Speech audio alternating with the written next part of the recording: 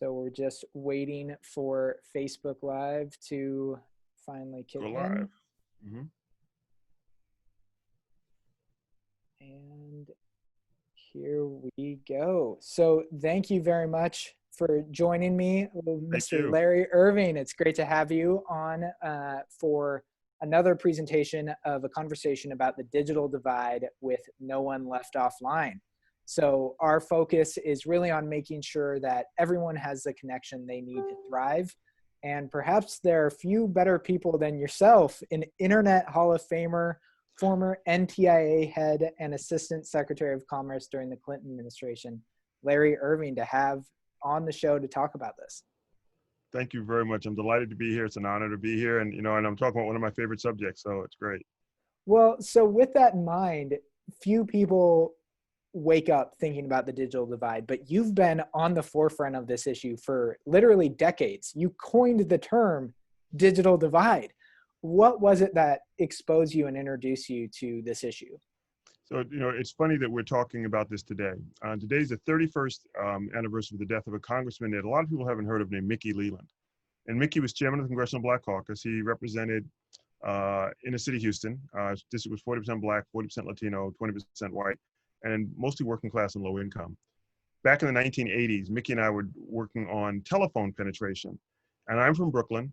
And we noticed that wherever you were in America, we had telephone penetration of 91, 92%. But for blacks in Houston and blacks in Brooklyn and blacks in Chicago, it was 75 to 80%. And so Mickey and I worked with him on this, helped create this program called Lifeline, which still exists today.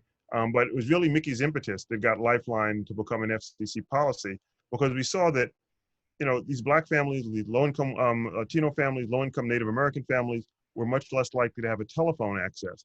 And the telephone was literally a lifeline back in the 80s, and we had these problems. This is 1984, 85.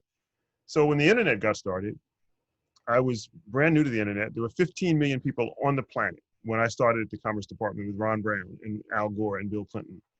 And Ron Brown, the Secretary of Commerce, and I went to California, went down to Cupertino, which is the home of Apple, and he went to this beautiful school, and these kids were sitting around 8 to a desk, and every kid had in front of them an iMac.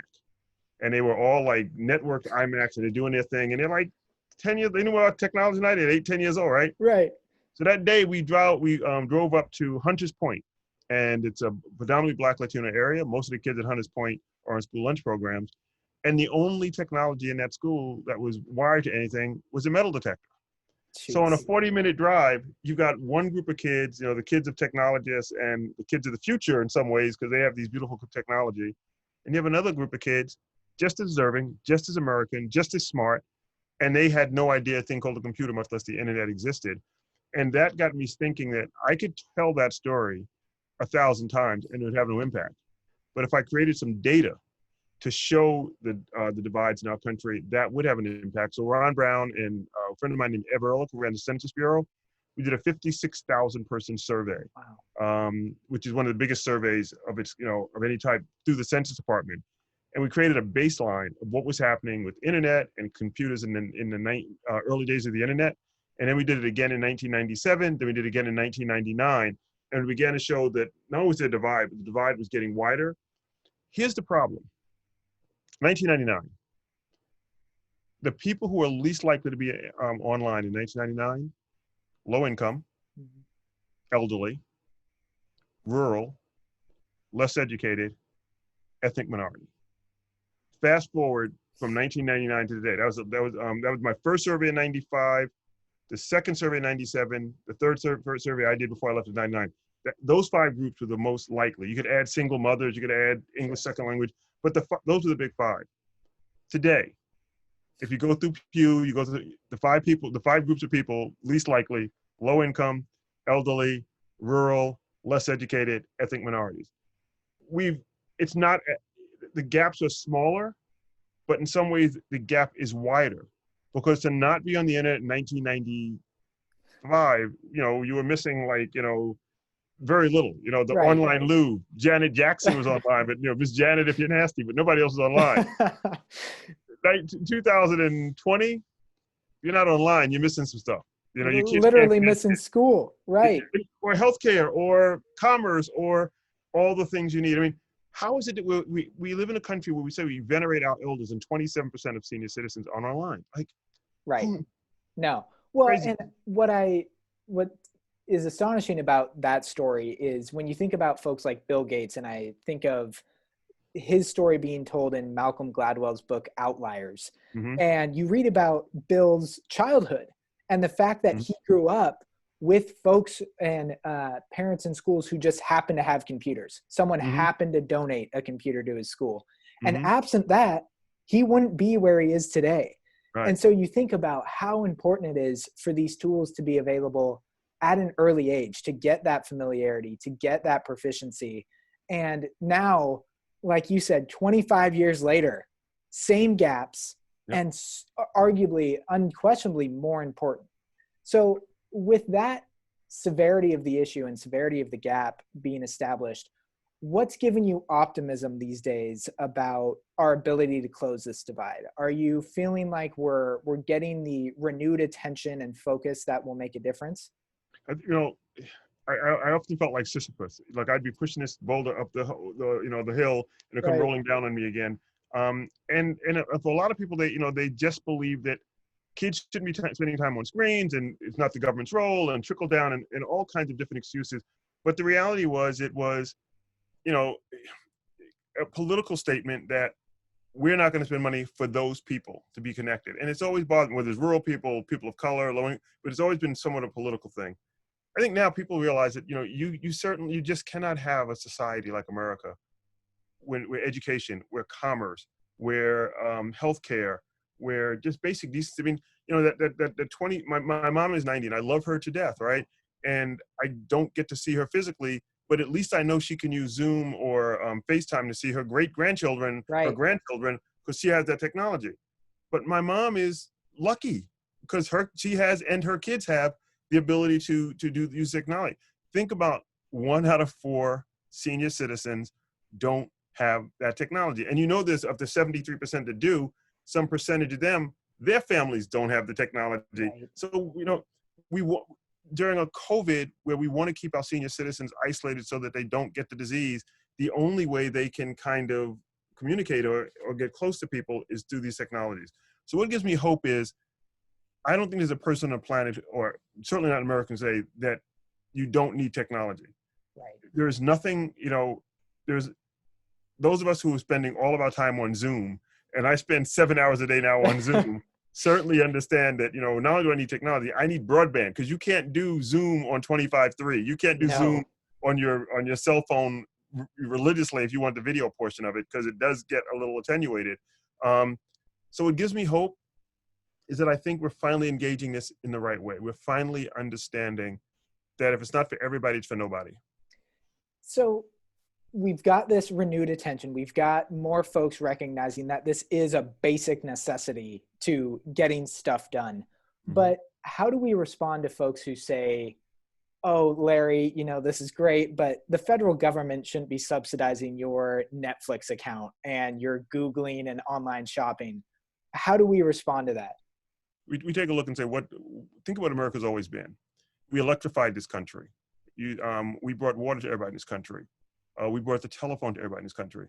And what's interesting is, and what troubles me a little bit is in the most recent, so when I was in the digital divide and working in the government, I didn't care whether you were rural. I didn't care if you were poor. I didn't care if you were elderly. If you didn't have access to the internet, that troubled me. I felt as a policymaker, I should help to develop policies that would help no matter who you were. I didn't look at red states or blue states. I wanted every American.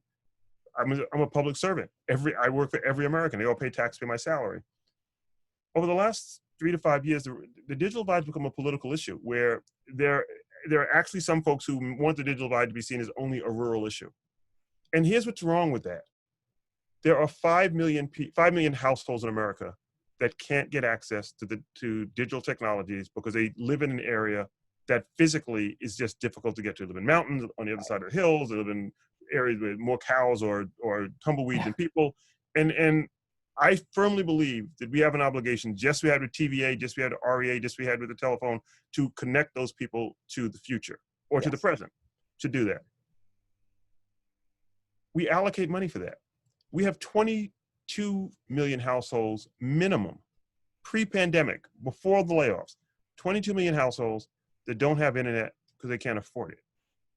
And no one wants to help the 22 million can't afford it. So whether you don't have access to it or you can't afford it, you still don't have it. And if I can spend, and I agree with spending tens of billions of dollars to connect rural America, I don't understand why some folks who are advocates of rural connectivity are opposed to urban and suburban connectivity for people who are poor. And particularly going through, if we just saw the people that lose their unemployment insurance. We just saw that we're going to have a problem with regard to rent. People aren't going to pay their rent. We just saw another 1.8 or 1.2, whatever. We have 50 million people apply for unemployment. We have a million a week for the last 20 weeks. Some of those people won't be able to afford their internet connection. If it's feeding the kid or paying the rent and, or paying for the internet bill is going to have to go. Right. But by the same token, that means your kid can't, you can't hear about a job. You can't apply for a job. You can't apply for a loan. Your kids can't go to school. You can't check on your health without going physically to a doctor. You're putting people in all kinds of risk that doesn't make sense. And so I'm hopeful, I'm optimistic. I believe there's finally a reason to believe that the vast majority of people understand it. And with all of that I've said, we've had 3 stimulus bills and none of them have directly addressed the issue of people not being online, and we'll likely have a 4th over the next few days, or maybe we will or we won't, or the president will do executive orders, and there still won't be dollars in there, meaningful dollars, unless, Congressman Clyburn is trying very hard, Senator Markey is trying very hard, Speaker Pelosi is trying very hard, and yet there's still opposition to just doing the right thing, which is making sure that everybody has access. The internet is no more just something to watch Netflix than a telephone or something just to get gossip. I mean, you could have taken the same, it's the same kind of stupid argument. No one said in 1933, well, don't connect, Mrs. Smith's farm because she's just going to gossip with Mrs. Jones. Like, she needs a phone. So what if one of the purposes is you gossip? You still need a phone. And Netflix is not the only thing people do on the internet. And yet that was said the other night in a Washington, D.C. confab. I don't want to pay so somebody can get Netflix. It's insane. Gosh, and as you pointed out, now we're at a spot where folks are making more impossible choices than ever, right? Rent versus internet, groceries versus internet. Those aren't choices we should be allowing or forcing Americans to make, right? Everyone should have that People access. losing health insurance and, I've got to pay, do I pay the doctor's bill versus internet? It just doesn't make sense that we're forcing these choices on people. We should want, if we want to come out of the other side of this pandemic, I mean, I don't know if you saw the statistic today, 300,000 deaths are predicted by December 1st. But if everybody wore a mask, we could cut that by 70,000. If everybody wore a mask and many people stayed home and used the internet for things like, rather than going shopping, you're calling Peapod, rather than going, if you use the internet so you're not, social distancing and masks are the 2 things we really need. Connect people so we can stay alive, folks. Like, if you don't want to do it for the right reasons, do it for a base reason, just to keep us all alive. Well, and that's the crazy thing is it's both a short run necessity, saving lives, and a long-term necessity. When we think about these kids who are starting school, who won't be able to attend in a robust way without the internet. I know you just penned a great article on CNN about this. Can you talk a little bit more about some of the solutions you think school districts, legislators at the state level, and of course at the federal level should be thinking about to close this homework gap? But let me also start from this, give a little background to why we penned the article. I'm a product of New York City public schools. I'm from a working class community, born in Brooklyn, raised in a working class community in Queens. I look at these kids across this planet and look and see myself in a lot of these kids. In my school, the average kid in my school growing up was a grade or 2 behind. I mean, these are kids from families that don't have much. They're working class families. They don't have private tutors. They don't have all the accoutrement. There may not be a lot of books in their home, but they're good kids and they're smart kids, and they grew up to be firemen and policemen and essential workers. I mean, my neighborhood was the essential worker capital of the world, Queens, New York. When you saw all the bad stuff happening, it was happening in Queens. Those, my block around where I grew up in Queens, lots of people died at the early parts of the pandemic, because that's the community. They're the people who serve you your dinners, and they're people who drive your buses, and they're people who protect you as a cop or race into house for a fire. And yet their kids don't generally have the same access to some of the technology that other kids have. So you start from the premise that these kids are already a little bit behind. You start with 43% of those kids don't have basic internet today. So when we flipped the switch in March, most of those kids, a lot of those kids weren't able to keep up. So they lost that March, April, May, June. They lost 4 months. Then over the summer, they still don't have these technologies. They don't have the technology. They lost another 2 months. So now they're 6 months behind. Now we're going to bring them back to school, and they don't have internet. They don't have laptops. They don't have the things they need. And think of for God's sakes, think of the poor teachers who have never, they're used to teaching in front of a class.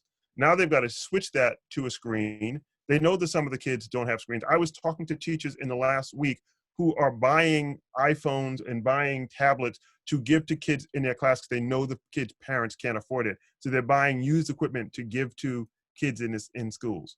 So some of the things we thought about what we could do. Hotspots are great, and hotspots are things we should do. And we need to find ways to get more and more hotspots to people. But let's go back to the Lifeline program I talked about. At least for the next 6 months to a year, why don't we just give people $40, $50 voucher that allows them to go out and get broadband that's something more than like 25.3, which is almost insulting because you can't do Zoom on 25.3. Like, right.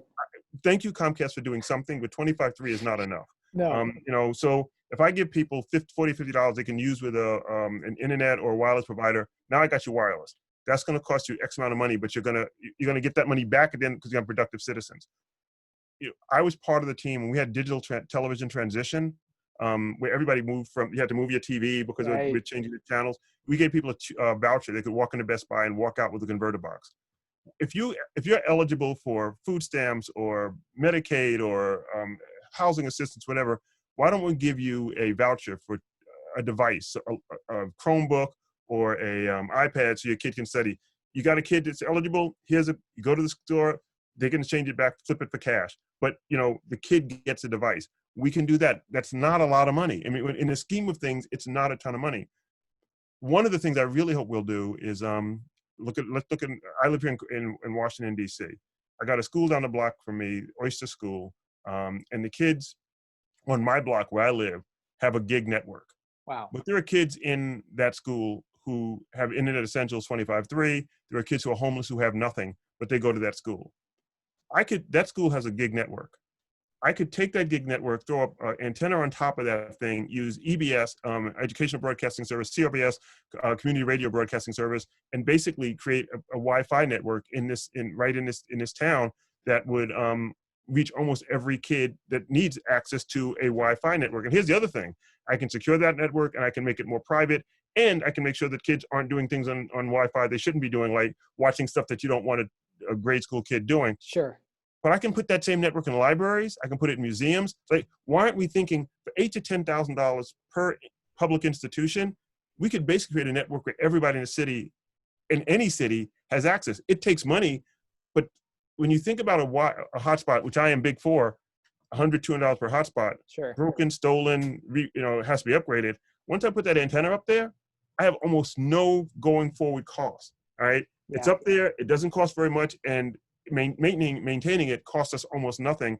And meanwhile, I've given kids access. So and the other thing I really think we need to pay more attention to, two other things real quickly. We need more data. Yeah. What are kids doing? When are they doing it? How are they doing it? Does it matter what speeds they have? So, I'm on the board of a company, Catch On, that gives some of that data, but there are other companies like us. Why aren't we capturing this data and having a fuller understanding? And then the other thing I want to do, I want to get best practices. Most of the teachers are brand new to this. Most superintendents, most CIOs are brand new to this. We're all learning something, and the solutions are usually found closest to the problem. As somebody in Memphis solves a problem, or somebody in Arlington solves a problem, or somebody in Covina, California solves a problem, why don't we have networks set up so that we're exchanging ideas? And when I was in government back in the 90s, early days of the internet, we constantly used lessons learned and best practices to kind of sharpen the pencil again and again and again, so that nobody has to reinvent the wheel. If Covina opens up first and they find some things that you have to do with kids who are ESL kids, I got ESL kids in Washington, D.C. Are there special programs, special things that I can do here? It won't be exactly the same, but creating those kinds of mechanisms for exchanging information, critically important, because none of these teachers are doing a job they were hired to do. Right. Well, and so essential to get that information to make sure we are spending the resources as wisely as possible, as well as understanding how these devices are being used, what additional steps we can take to make students more comfortable. And I think what really stood out to me also about your article was that we can also look abroad. Yeah. You referred to it as studying abroad, right? I loved it. And thinking, okay, what are folks doing in South Korea? What are folks doing in Denmark who are already going back? And how can we learn? I had a conversation online today with a friend in Germany. I'm trying to push that idea. I've got a conversation scheduled for next week with some friends in Australia. They're back. Japan is back. New Zealand is back. Why don't we pull that information in? So we've got, they have a critical mass of knowledge, and kids are kids in terms of learning capabilities. Every developed economy has, immigrants coming in, low income people, working class folks who, that we need to understand how we can help them in particular. And why no foundation or, I don't have huge hopes that this necessary administration will do it. And I'm not sure I'm even excited that they should do it if they did do it. But I do think that, having Departments of Education and State Department of Education, city boards of education, talking to their peers around the country and exchanging best practices and exchanging lessons learned, hugely important. And so, yes, studying abroad and finding out what's happening in Denmark, what's happening in Germany, what's happening in Australia, what's happening in Japan, that is something I'm trying to promote more and more. And to the extent that the great thing about being at NTIA and being at Hewlett Packard during parts of my career is I do have friends in other places. And so I'm able to at least send the article, and then they either get excited or they don't. If they get excited and we talk, and Germany called me back, and Australia called me back. So there may be some hope for some other places too. There we go. Well, with that, we'll let you get back to your Friday and all the good work you're up to. Thanks so much, Larry, for joining NOLO and for your continued work to help close the digital divide. Can I just say thank you for helping to amplify this issue, for giving me an opportunity to explain to people why this is so important. It's important to me because we can't have a country where a third of the people aren't online. It's important to me that we can't have a country where 1 out of 4 senior citizens aren't online. And the future of our country depends on the decisions we make today. But if people take nothing else, I hope they'll take this one little thing away. We cannot deprive a kid at 7, 8, or 9 years old, 6 months, a year and a half, lost education. They will never catch up. And right now we have millions of kids, maybe tens of millions of kids who've lost a half year of education. If we don't connect these kids to the internet, we don't give them the tools and resources to be good students this year, we've impacted their whole lives. And none of us should want to be responsible for that. No, can't afford a lost generation. Cannot afford a lost generation. Thank you so much. Here's to acting on it. Thanks again, Larry. Alrighty, thank you.